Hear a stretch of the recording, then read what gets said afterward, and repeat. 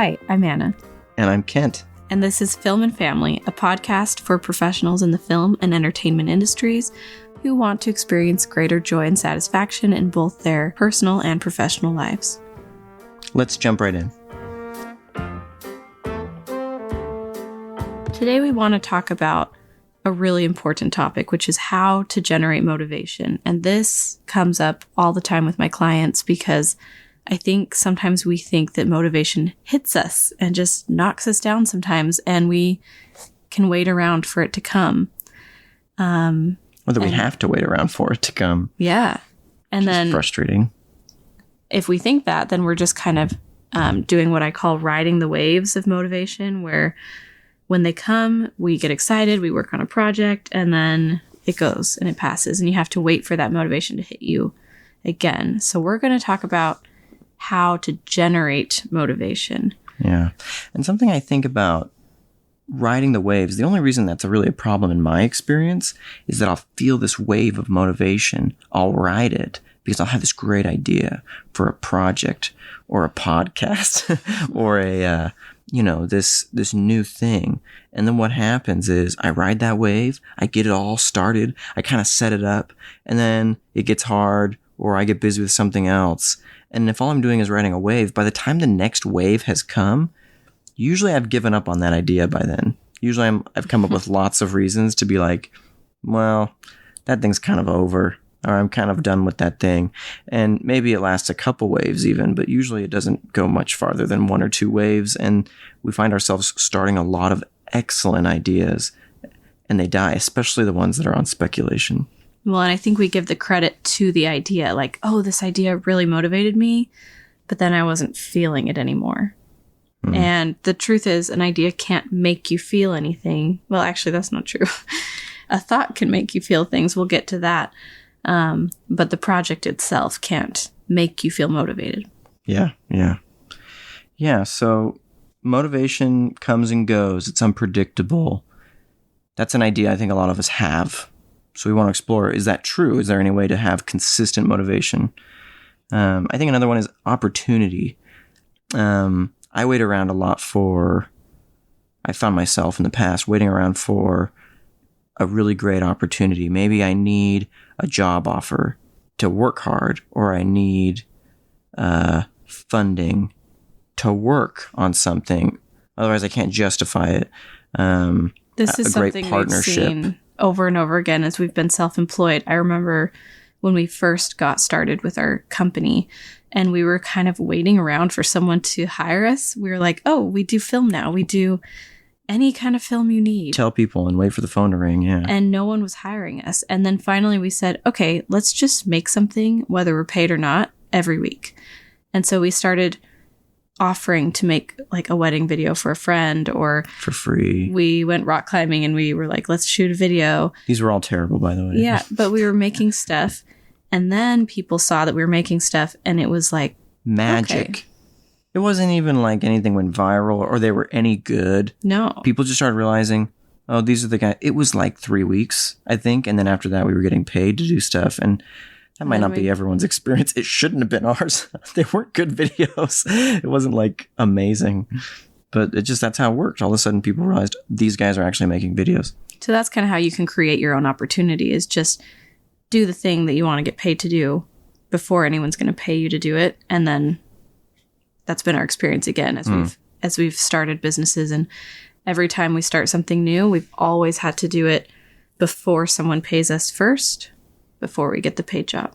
So that's not a new idea. There are a lot of excellent educators and filmmakers out there that are suggesting the same things.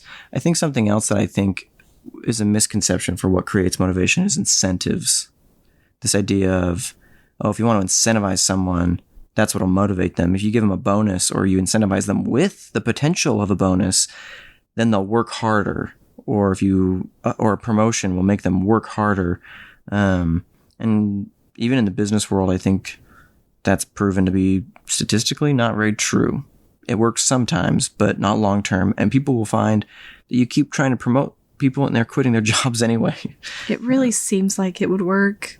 And I really want it to work, especially with our kids. Like, yeah, just offer them cookies. Let me bribe you. Bribery does not work to cultivate motivation for long-term behavior, and it does not generate. It almost does the opposite, because you start to think, I need a reward to do this thing. It's something that's not inherently enjoyable by itself. It robs them of feeling intrinsically motivated. And so you're just doing it to get that reward. Yeah. Yeah. So some of these good ideas, incentives, opportunities, or just random unpredictable waves, are those the things that bring or cause motivation? That's what we're exploring here. Something that Anna and I talk a lot about are sort of these stages of progression. Do you want to talk about that for a minute, Yeah, Anna? this is kind of like the creative life of a project. And I forget who came up with these. Or a skill. Yeah, I'll have to look it up and include it in the show notes. But there is someone who came up with this idea that there are 4 stages, and I've seen this to be true, which are that you start in what's called the unconscious incompetence. And this is when you're not really aware that you're incompetent at this thing. And it's when you're learning any new skill or starting any new thing. I can do that. Yeah, you're like, oh, that looks fun. It's watching TV and yelling at the soccer players. It's the dream phase. It's fun. It feels great because you haven't even tried it yet, but you're like, that looks awesome. I want to direct a movie. And then you enter stage 2 as soon as you try it. And sometimes people are in the dream phase for a long time, but as soon as you start trying it, you go into the conscious incompetence. You've never done it, so you're incompetent, right? But then you suddenly become aware of your incompetence. And stage 2 is not as fun. It starts to get hard. And a lot of dreams die in stage 2. Yeah. This is like, there are few things like filmmaking that have such a low point of conscious incompetence. Like, there was one assignment in a particular class called the shot for shot. And that murdered some students, man. Like, they came and that was a moment of conscious incompetence. You've been in film school for a couple of years at that point. Basically, you're trying to copy a pro. You have to take a scene out of a masterpiece of a movie, some really good movie, like, whatever, and get it approved by your professor. And then you had to go and try and shoot it shot for shot exactly how it looked in the movie. I mean, it's never going to be exactly the same because you're not going to get, like, obviously there's like a reasonable amount there, but you've really got to try and copy the overall. The edit needs to match frame for frame. The rhythm of it needs to feel right. You got to try and mimic the camera movement, the lighting, the look and costume of things, and just get it as close as you can. And that's the assignment in that one. There were some that just came in and just like laid their offering on the altar and said, it's not so good. And people were sweaty showing those in class. And that just, it really hurt. There were many moments in that class where some students just showed up and got eaten alive. But yeah, anyway. It's very tempting in that moment to think, maybe I'm not cut out for this, or maybe this idea is no good, and to quit on it. But that's just part of the process. You can stick through stage 2 and you'll get to stage 3, which is also somewhat difficult, but it is the conscious competence. And that's where you are competent. You can create something, but it takes a lot of effort and focus. You have to be very consciously thinking about everything that you're doing. But you start to gain a little confidence, like, okay, it's possible. I'm doing it. So I'm sort of doing it with a lot of effort. And maybe it's going well. Anyone who's had a child and has watched that child or has a niece or nephew or whatever learn to walk, you can kind of witness that conscious competence stage. I took a step. Yeah. Or I'm walking. Like, it's the I'm walking phase. It's not like where we forget that we're walking and we're having a deep conversation with someone who's also really good at walking. It's all my attention, my consciousness is focused on walking. And it's kind of magical to watch little children do that phase. But right now we have our third and youngest currently just turned 1 a couple weeks ago. And she's in that conscious competence. She's just entering that conscious competent phase of walking where she's at about 5 or 10 steps max where she starts walking. And so she's going to be in that phase for a few months still where she's consciously competent at walking. Even our 3-year-old is pretty good at walking, but she still is pretty clumsy. And our 5-year-old he doesn't think about it right. We definitely don't look at a baby learning to walk and say, maybe you're not cut out for this. Yeah, maybe you should just use a wheelchair the rest of your life. I don't know if you can do this. I don't know if you like walking. Maybe it's a bad idea. Like, we just know that that's part of the learning process. And we can look at film the same way and say, this is part of the process of a project. And eventually you do get into stage 4, which is the conscious incompetence. What? Sorry, unconscious competence. It's a bad stage 4. Oh, yeah. Back to the beginning. Just kidding.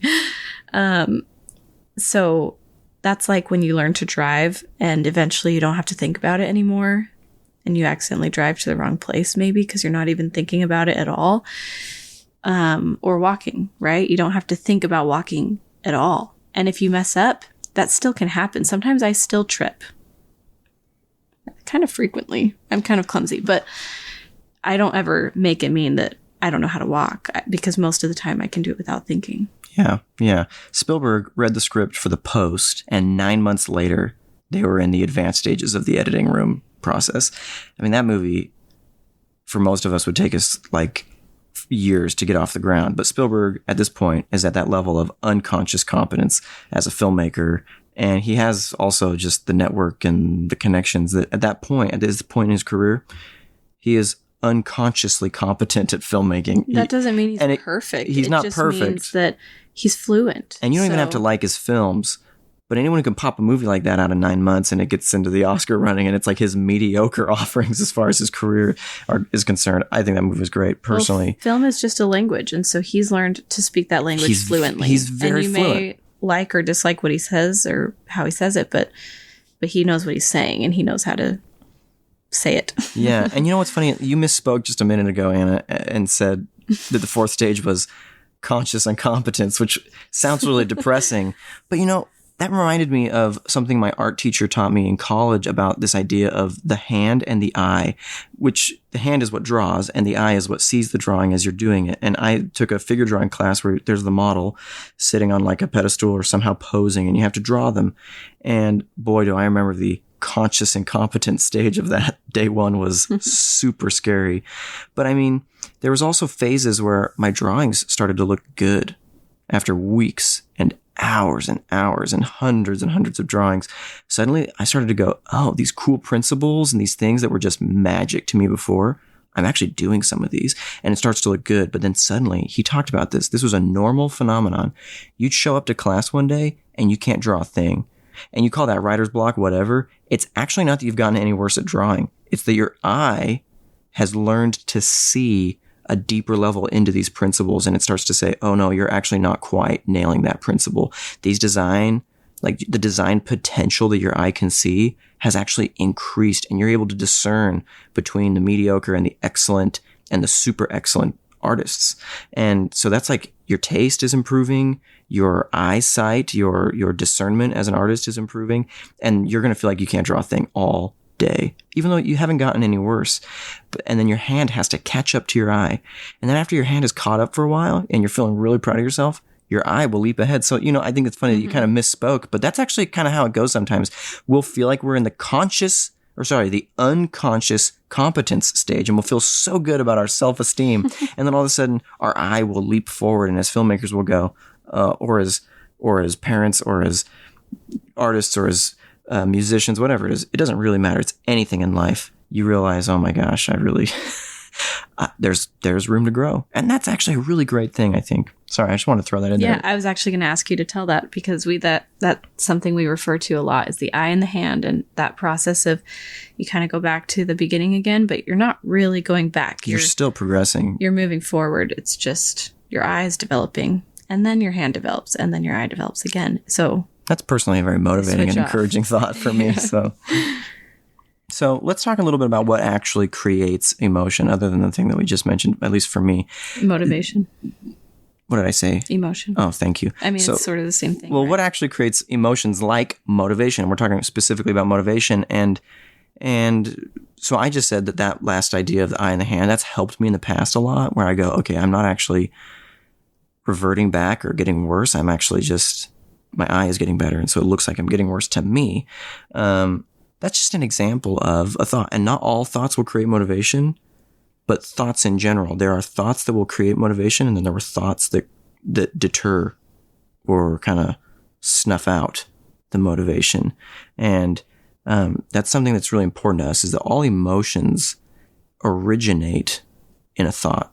And that's something that was a breakthrough for me as I went through my journey of studying the brain in depth. And I remember thinking, why did I not know this? It seems so basic now to me. Thoughts create emotions, but I literally didn't know where emotions come from. And I think a lot of people don't realize that emotions don't just happen to us. For example, we said at the very beginning, sometimes I think we are under this impression that motivation just comes and goes unpredictably, or that an opportunity can create a motivation, an incentive can create motivation, a good idea. Those are all circumstances, right?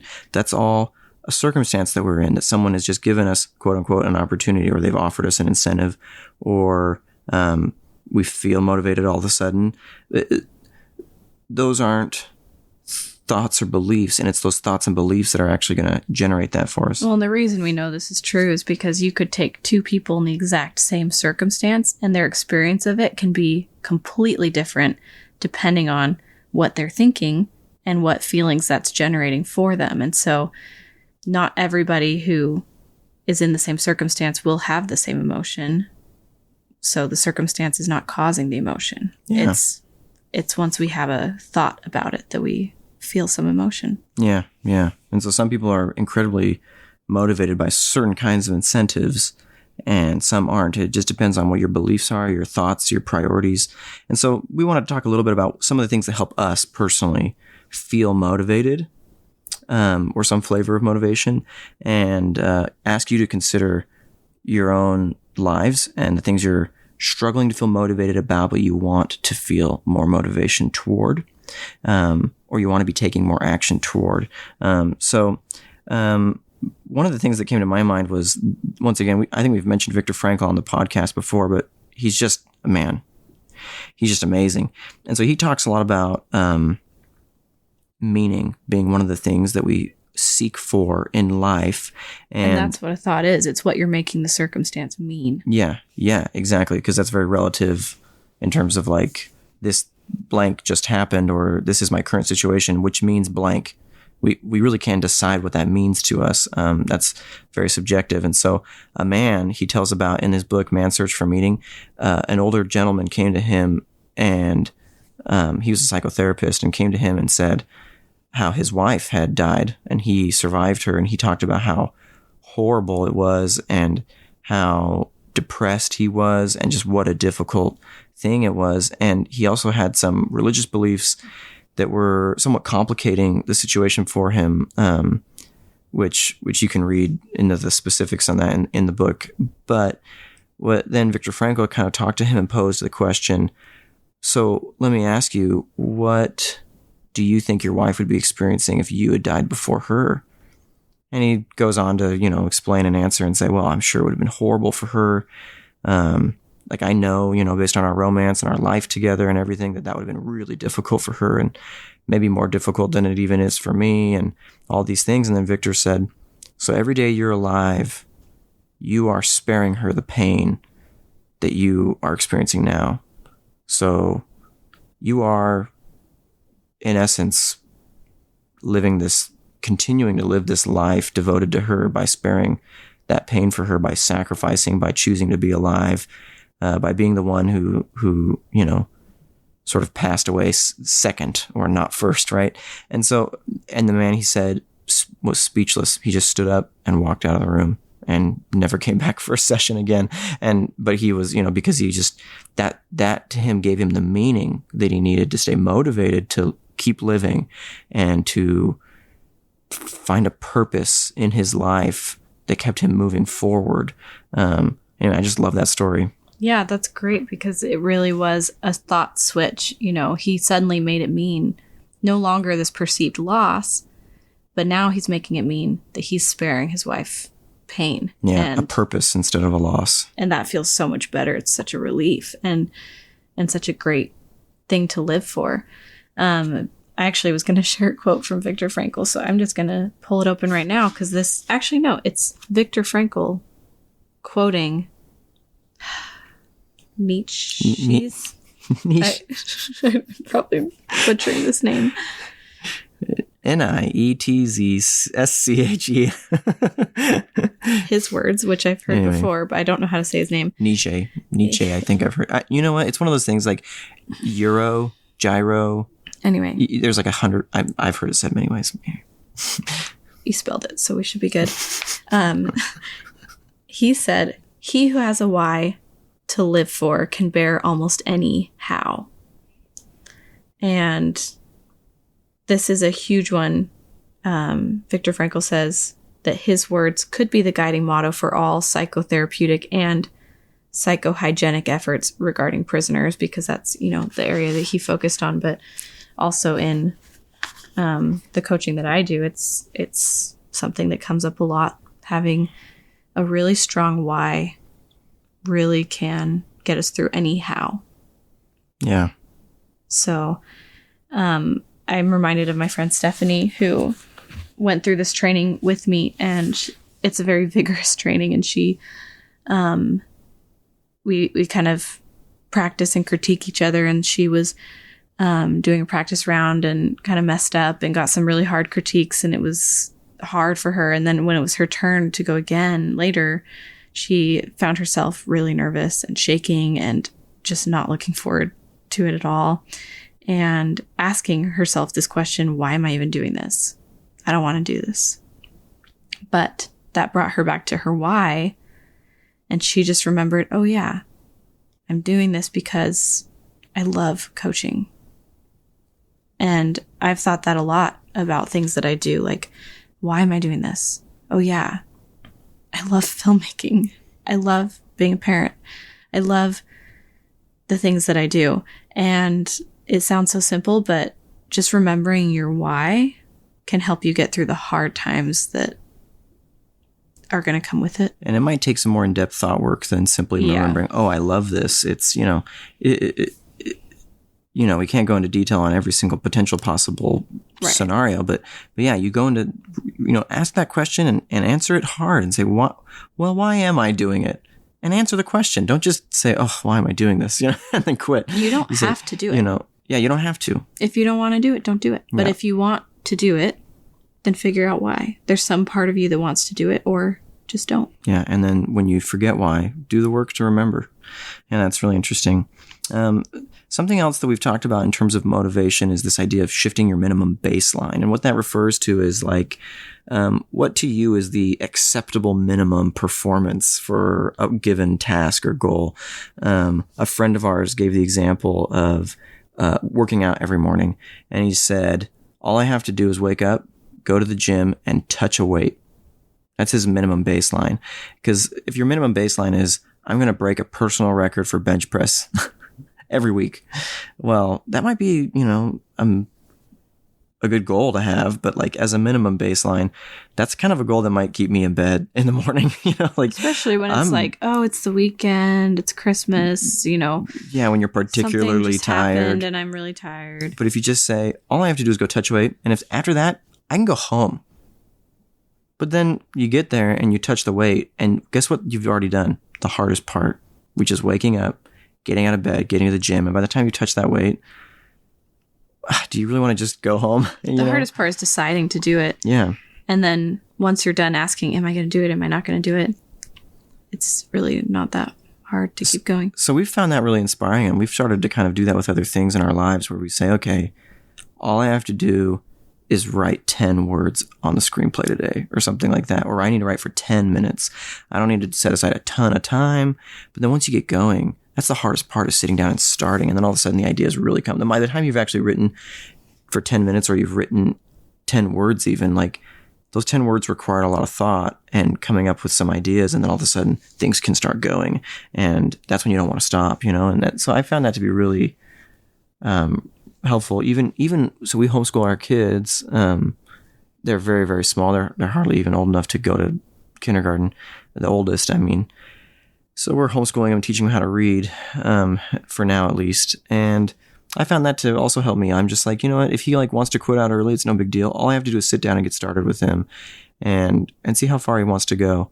And that brings us to the next. Well, really quickly, point. I just want to add that the reason that works is because it's a thought shift again. Because if you're thinking that something's going to be hard and that you don't want to do it, you're not going to do it. Your brain says, don't do it. And so finding a minimum baseline just helps you to switch into like, it's easy. All I have to do is go touch a weight. Like if you can make your minimum baseline something that seems easy to you, then it makes that decision so much easier. Mm-hmm. And then from there, you're off to a good start. And something that adds to that is if you can couple ease with fun or joy. Yeah. So if it feels easy or maybe a little easier and fun or something joyful, then I think that's also really powerful. And fun is something that we also try to do with homeschool with the kids. I have a rule for me with the kids at least, which is if it's not fun, we don't do it. So if they're not having fun, then I say, okay, we're done with homeschool. It's fine. We'll do it another time. And I think I want them to feel like learning is fun and that they love it. And so far, I mean, they're young. Maybe when they're older, we'll change our minds. But so far, they love to do homeschool. And we basically only do it until we're a little tired and we want to do something else. And it's fun. Yeah. And, and that's something that goes back to something we heard once, which was this idea that God wants more for his children to want to do what's right than to simply do what's right. And that was something that kind of struck us. And we decided that's what we wanted to do with our children is it matters more to us that they want to learn and want to read and want to challenge themselves than that we force them to do it. And I just hated most of the required reading growing up in school. And that's too bad, because I think I was too young in junior high to be reading A Tree Grows in Brooklyn. And it just didn't speak to me then. And I thought it was boring. And I think The Pearl was just the worst book ever. And if you like those books, by the way, you can own that. And I'm not saying anyone isn't allowed to like those books. But like, if I'd have been allowed to read what I wanted to read, and sometimes in rare opportunities, I was allowed to read books like The Hiding Place or The Hobbit. And these were books that were really exciting to me at the time.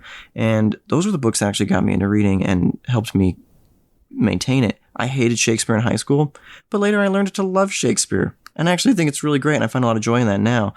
But those things can come, and so what will make it fun? One of the ways that we can make things fun is finding that sweet spot of something that's not too challenging, but not too boring either.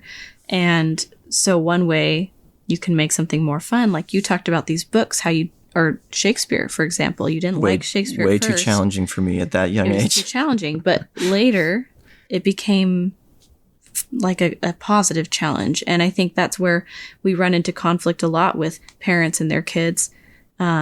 Just like you could see in the school system, they might want to read a book that they really love that challenges them, but is too challenging for the student. And with our kids, sometimes they want to play things with me that are really boring to me, but really exciting and challenging for them. And so we have different sweet spots, and that can create this kind of disconnect. But if we realize that that's what's going on, then I can try to adjust for myself and say, what would make this more fun? Should I make it a little more challenging for me? Or do I need to make it a little easier? So no matter what I'm doing, and if I'm with the kids, I can make it easier for them and more challenging for me by, for example, I like to kind of analyze my children's brains sometimes, and that makes it challenging for me to try to figure them out.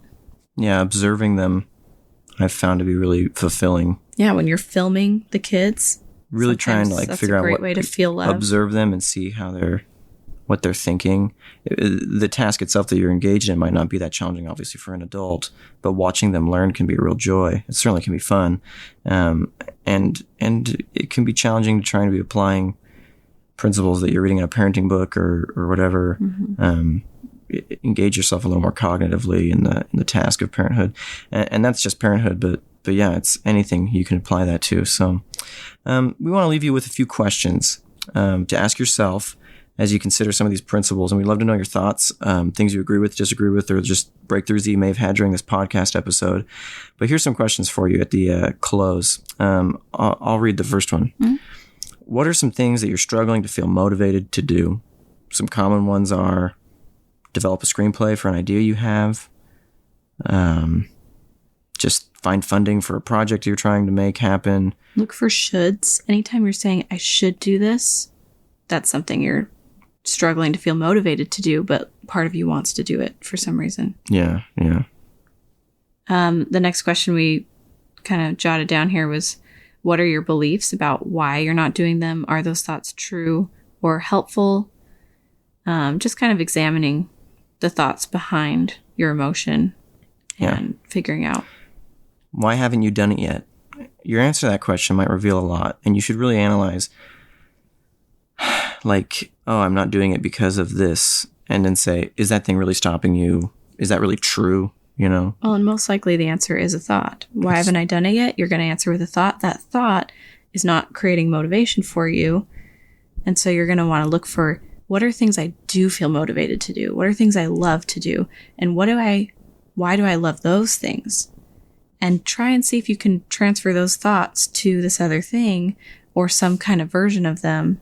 Mm-hmm. That can be a great way to find thoughts that do generate motivation. Yeah, and that process is called thought work, and that's something that Anna spends a lot of time working with clients on doing. That process of one-on-one coaching can be just totally revelatory. Things that you thought were facts, you realize are just your thoughts holding you down. And when you can break that open and find what's really going on, man, we've watched the light bulb go off on so many people, and in ourselves as well, where we discover that that's just a thought and it's optional. And then all of a sudden everything explodes. Another thing that we talked about was that we can just realize that you don't have to do any of these things.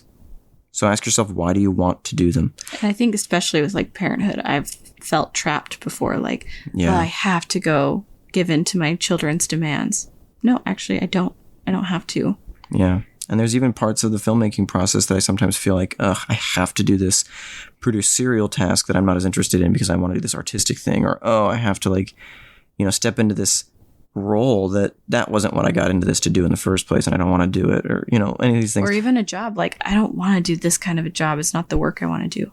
Yeah. But there's some part of you that maybe you want the money, or maybe you want to be a parent, or maybe, kind of going back to your why. And you always have the option to just not do those things.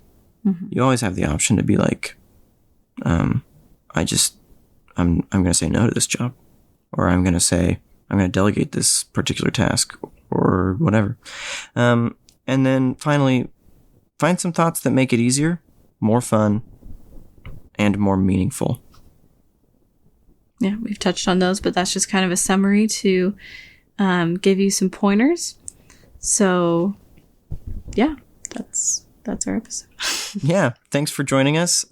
Please subscribe to our podcast on wherever you listen to podcasts. We're on Stitcher, Spotify. We should be on Google Podcasts now or soon, Apple Podcasts, wherever you listen to podcasts. And feel free to learn more at invisiblemansion.com. Check out our Film and Family program. And there is enrollment for that program happening right now, so you can check it out on the website and send us an application or a message if you're wanting to learn anything new or more about that. Mm-hmm. And right now, the first 100 people who do submit an application are going to get a free consultation call, which can be life-changing in and of itself, but also a $20 gift card to Amazon. So definitely worth your time to check it out if you're interested in learning more and just see if it's a good fit. Yeah, more than a free consultation. We're giving away a $20 Amazon gift card for a consultation that's going to blow your mind. It's kind of a joke. Pretty incredible offer. We're also selling a Ferrari for $10 on our website if you'd like to buy it. It's mint, it's brand new, and it's a metaphor. Come on, unfortunately. you're crazy if you don't check that out. Okay. All right, awesome. Thanks, you guys. Talk to you later, and hope to see you on the next episode. Bye. Bye.